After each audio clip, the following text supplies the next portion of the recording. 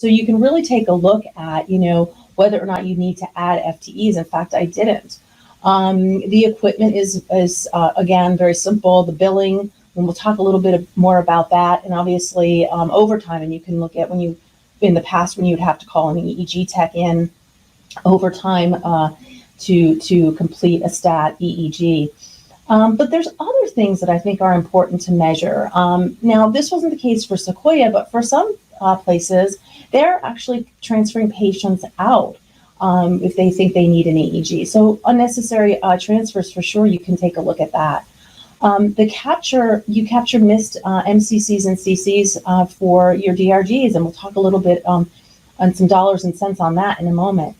Reducing admissions from the ER overall for those handful of patients that you can actually rule out and send home. Lowering our ICU length of stay, intubations and medications.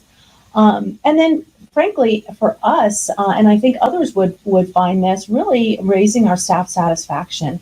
The EEG techs really were very satisfied that they could focus on the outpatient EEGs. And our respiratory therapists were really excited to do something else that was within their scope, but very different from what they typically would do. So looking at whether or not Ceribell actually does save money, we took the length of stay of 3 days. We multiplied the average weighted cost. And when I say weighted cost, we recognize that of the 63 admitted patients, not all of them would typically go to an ICU. As a matter of fact, it's only a small percentage of them would go. And so we sort of weighted the cost of an ICU day and the cost of a typical telemetry bed.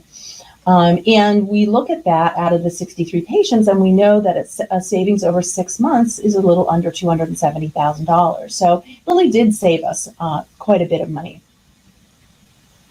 And again, as I mentioned, you can't bill for what you can't diagnose. So we looked at our patients that did have seizures, and we were then able to capture the CC or MCC for that.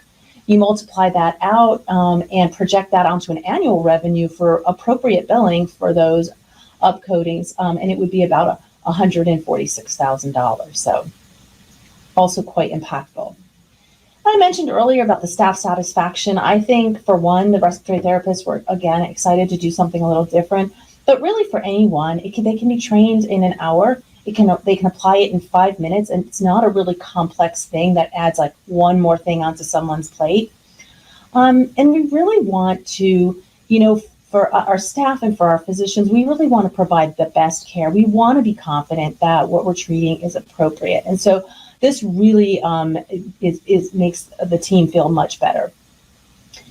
For us, our neurologists still locally read. That was their choice. But for some rural hospitals or hospitals that really just can't get their hands on 24/7 neurology, it really can be a game changer to have the teleneurology option.